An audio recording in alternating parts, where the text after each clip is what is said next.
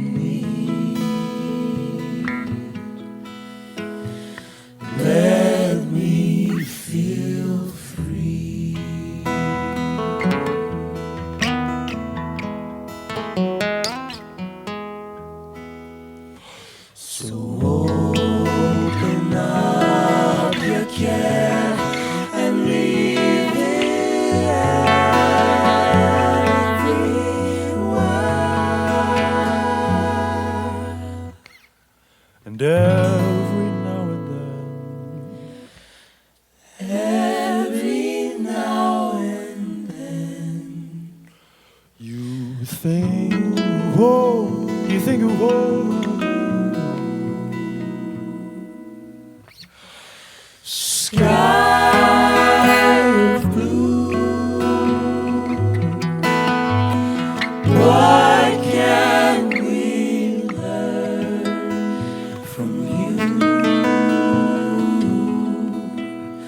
When emptiness turns to you,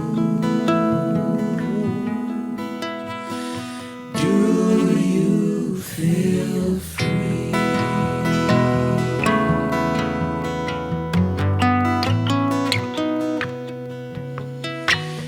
Down below, chasing the afterglow,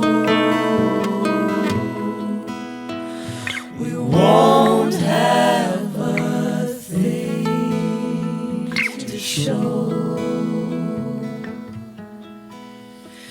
You'll tell us we're free. Be free. So open up your care and leave it everywhere.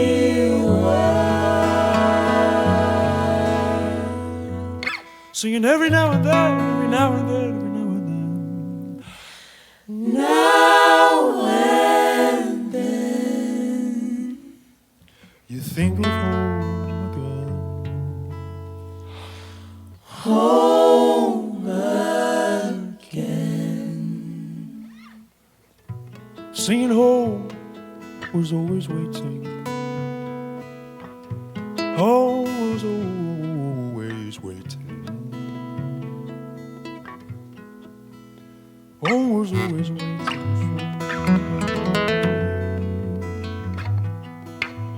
for you.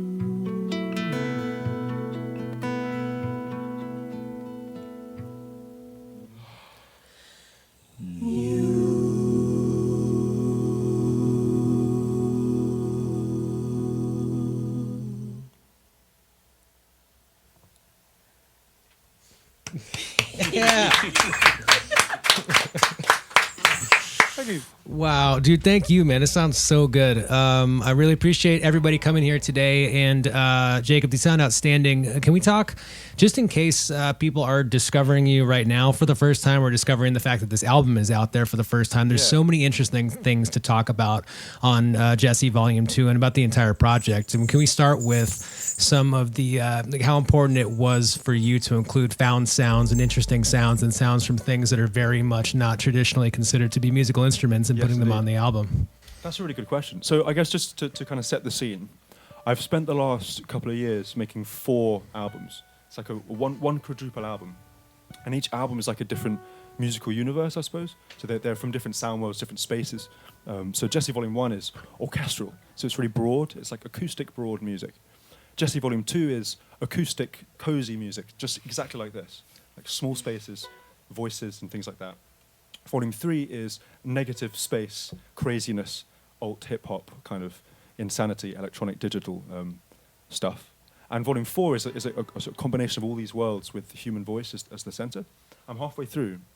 And in answer to your question, I was brought up in a household filled with musicians, but not necessarily musical instruments. And so I guess I found myself in a scenario where anything that made a sound was an instrument. And I would go into the kitchen and pillage. Saucepans are great.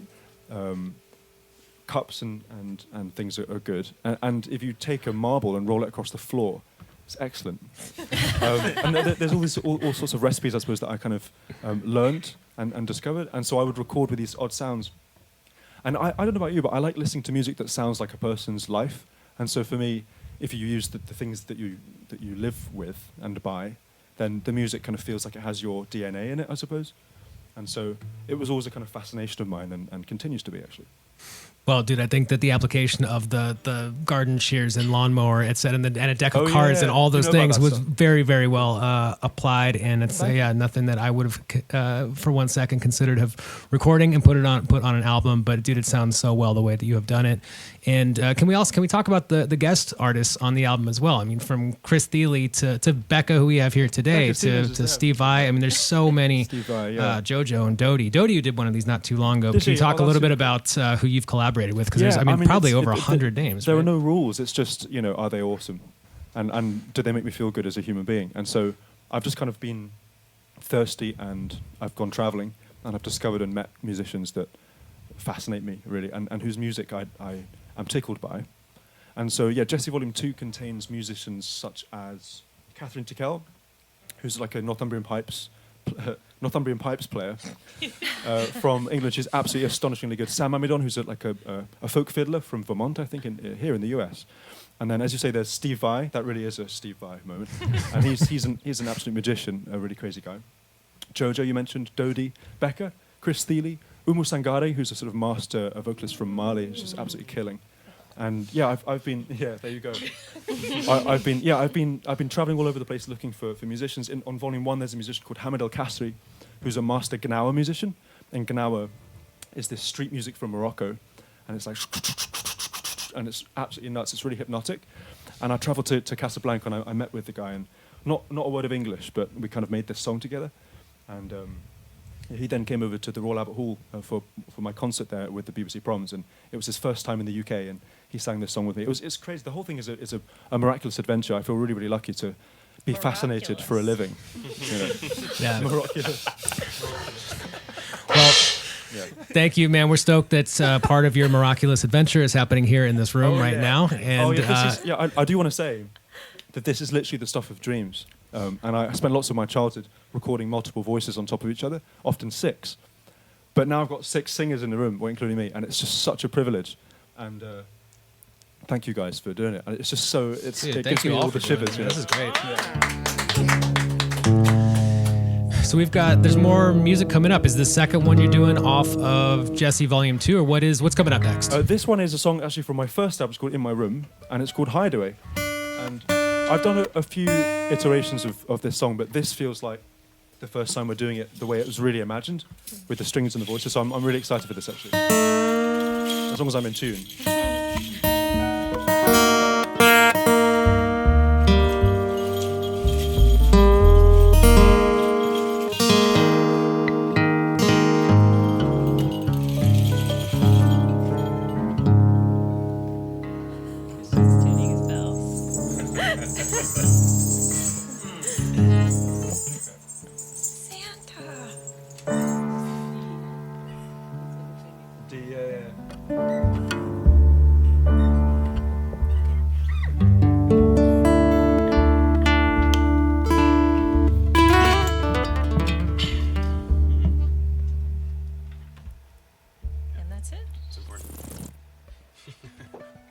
Y'all ready?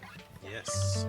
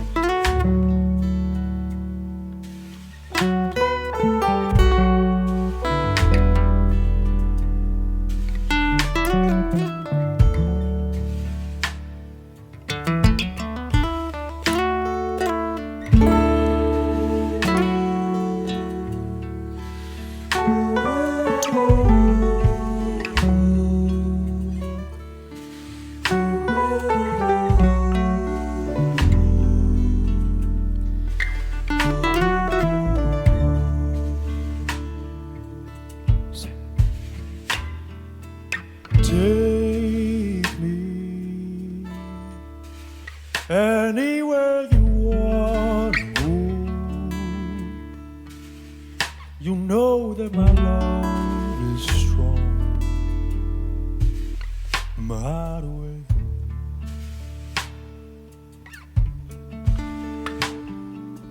So good, like the calm follows storm. We're gonna find what I've been searching for all along. Right away.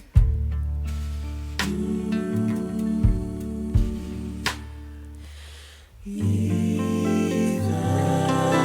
when I close my eyes, darling, I will always dare stay wide awake in my hideaway.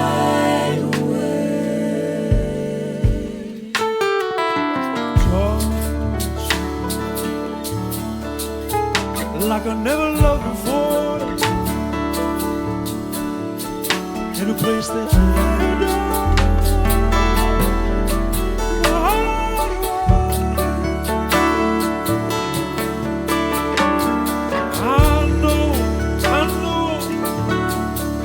Whichever way the wind may blow, there's gonna be a place for me to go. All the way, my hideaway.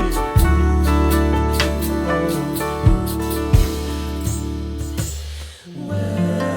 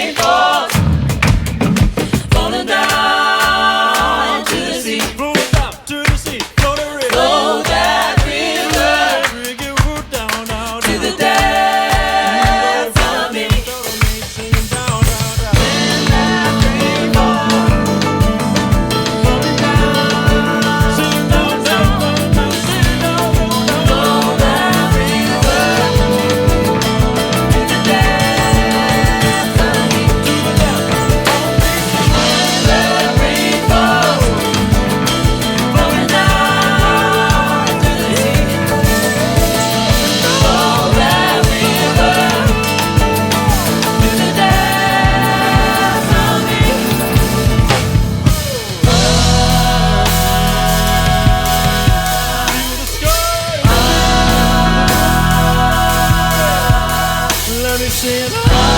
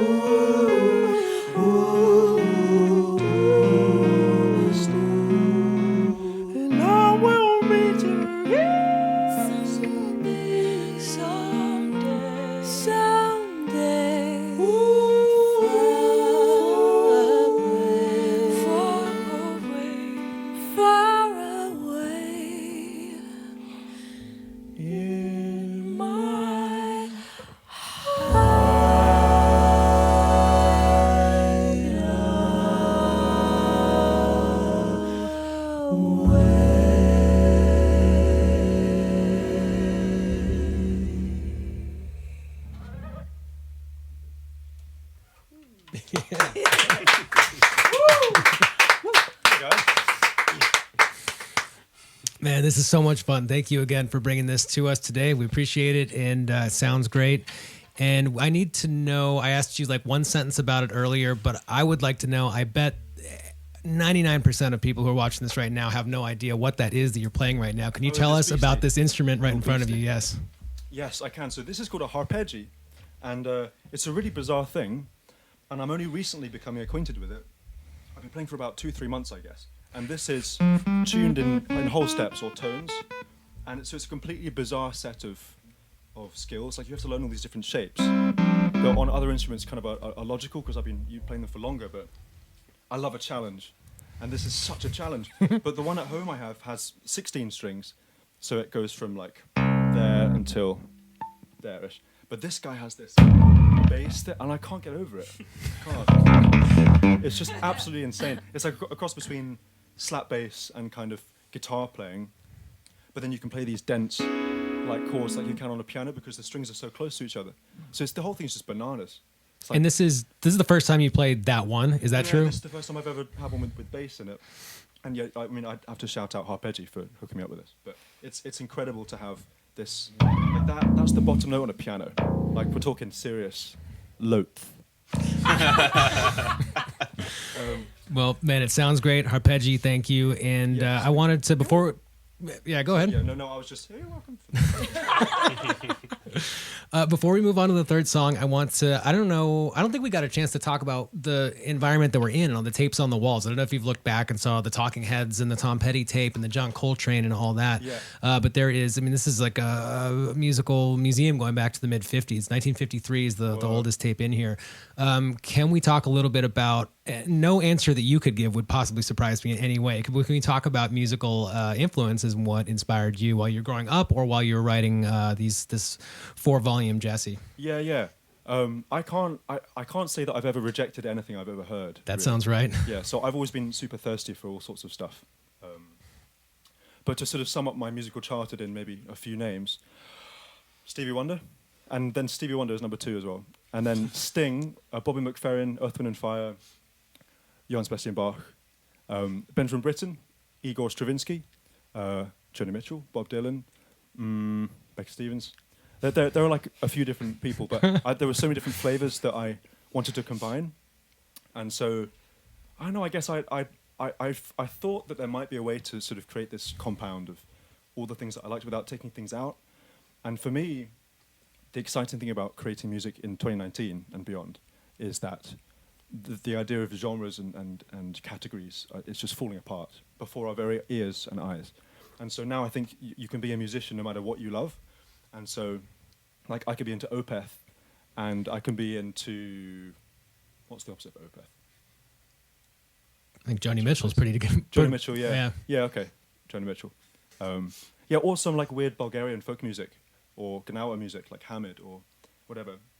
And I believe there are bridges between all these different spaces, so I think I just listened with these... with willing ears, you know? And I was lucky as a kid, but because I had a scenario at home where I was able to have musical discussions with my mum mostly, and children kind of have as many ideas as there are ears to hear them, I think. And so when I was asking these questions, like, but what happens if you add B flat to an F minor chord? Like, how does it make you feel? Then that would be reciprocated, and that sort of sense of study, like emotional study and concentration, fueled so much of my growth and still fuels me right now, which is why, like, if I find a Harpejji, for example, it just feels like an opportunity to expand rather than something I have to close myself down into. Like, I don't really think of myself as an instrumentalist per se. Even though I play a few instruments, it's more about the music, I think. Like, playing the music, it kind of sounds simple, but playing the music and using the instrument as just like a means to an end. And singing, for me, is super important. And it wasn't until, I guess I was 15 or 16, that I realized that Stevie Wonder recorded all the instruments on the albums, or most of them, which is amazing because I hadn't considered before then that it was possible. But Stevie just makes music that feels really, really damn good. And that's the most important thing, and so you get a sense of joy, and it smells like Stevie Wonder, right? You can feel it's him because his fingerprints are all over it, but and that's literally true, but also I think he's one of those musical masterminds that can concentrate on multiple facets of what's going on, whether it's the sound or the chords or the rhythm or the groove or the tone, and he's one of those multifaceted people. So I would go back to my numbers 1 and 2 and say Stevie Wonder's my number one hero. Nice. Well, dude, thank you for bringing it here today. You're sitting in front of a Stevie Wonder tape, and there's a Police from Orpheum 1979 tape right over there. Yeah, we can do some tape shopping right offline. And there's a Rolling Thunder review tape sitting on my desk right now, so we can do a little bit of tape browsing. And yeah, dude, there's plenty of friendly spirits here in this room, and you are very much adding to it right now. So we appreciate it to no end. Thank you so much for having us. Honestly. Yeah, man, of course, dude. This sounds great. So there's more music, right? Can you tell us what you're gonna do third today? So when I woke up this morning, I thought, well, what can I do for the third song? And I thought, well, Sting wrote a tune called Fields of Gold. And then I thought, well, I could sing Fields of Gold. But I've never played it on the harmonizer before. No, sorry, not the harmonizer. That's a different instrument. This is the Harpejji. I've never played on the Harpejji before, so you have to bear with me because it's really, really a bit of a mysterious thing to navigate. So I'll do Fields of Gold, and who knows what's going to happen. Ready? World premiere. Okay, here we go.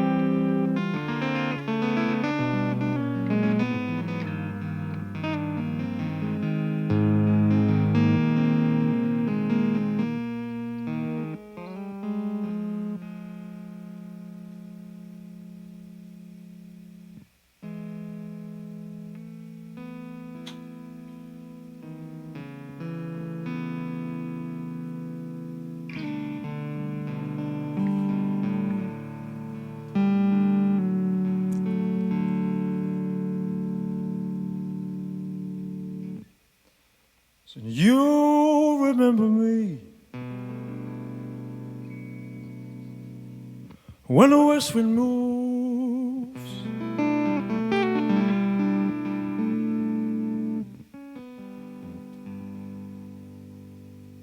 among the fields of barley.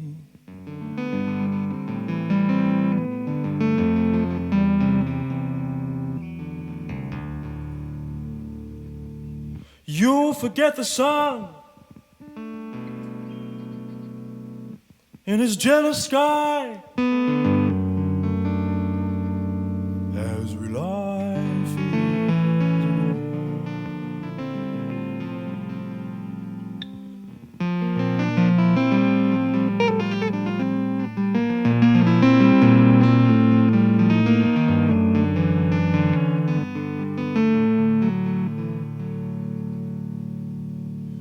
So she took her love for to gaze a while among the fields of barley.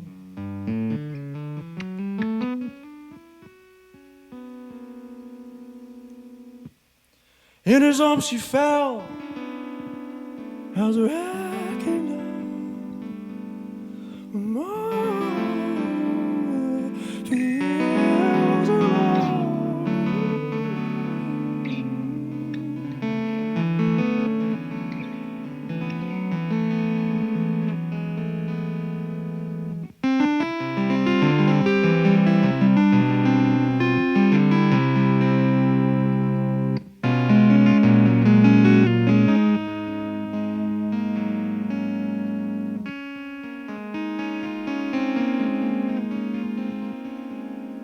Will you stay with me?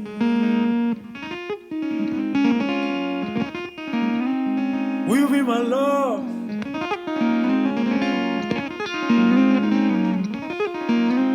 On the fields of barley,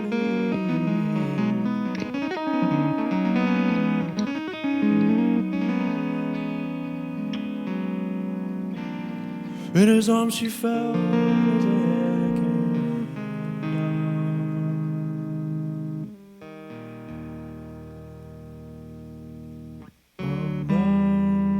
Among the fields of gold.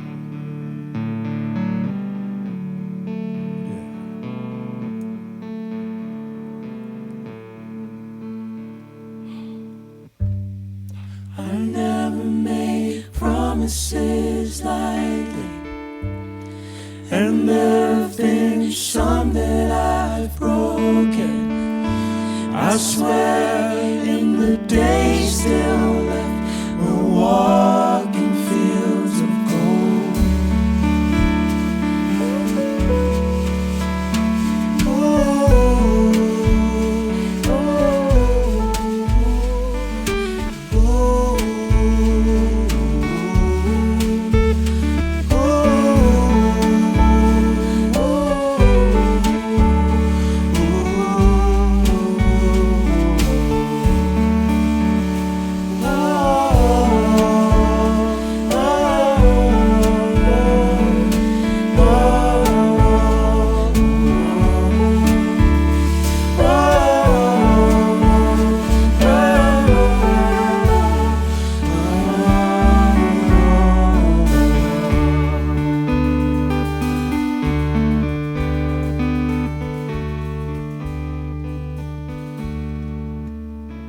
So many years have passed since those summer days among the fields of barley. We'll forget the sun in his jealous sky, and you walk in fields of gold.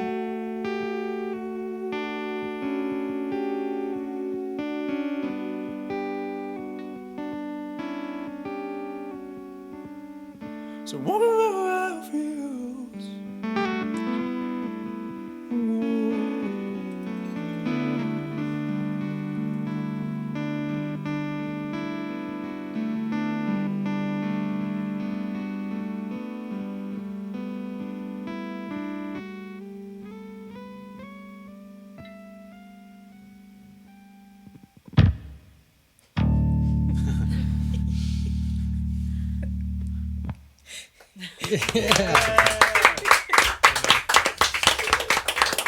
All right. Thank you, guys. Thank you, everybody, so much for coming through. Before we let you go, Jacob, can you introduce us to everybody, please? Oh, I'd love to. Okay, so over here, we've got Michael Mayo. That's Michael Mayo. He's absolutely ridiculously killing. Over here, my brand new friend, Julia Easterlin. We met yesterday. Good vibe. Over here is the drummer in my band. His name's Christian Newman. Christian. Oh, please. This is the legendary Becca Stevens. All right. And over here we have Malika Tirolien. Is that right? Tirolien. All right. Absolute mastermind, musical mastermind. Thank you, Malika. All right. Well, thank you so much for coming here today.